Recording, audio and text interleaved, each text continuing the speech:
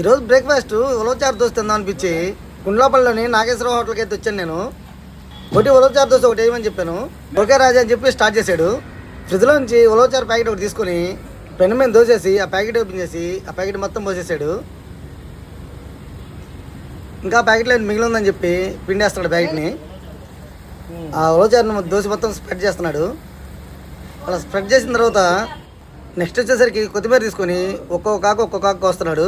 కాదా లాగేసామని చెప్పాను. అలా వేసిన తర్వాత ఆయిల్ యాడ్ చేశాడు. చూడండి ఆయిల్ ఎలా వస్తున్నాడు. ఆ పక్కనే ఉన్న ఆనియన్స్ తీసుకొని దాని మీద వేసాడు. ఆయిల్ ఉలవచారు కొత్తిమీర మొత్తాన్ని మిక్స్ చేసేసాడు.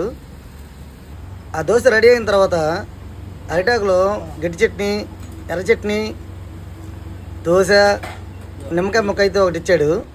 ఒకసారి మీకు దోశ చూపిస్తాను ఇప్పుడు. చూడండి ఎలా ఉందో.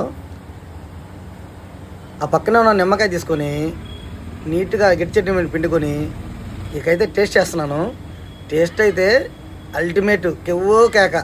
మీరు ఎప్పుడైనా ట్రై చేసిన కామెంట్ బాక్స్లో పెట్టండి. ఇలాంటి వెరైటీ దోశ తినాలంటే నాగేశ్వర హోటల్కి వచ్చేసేయండి. Videos like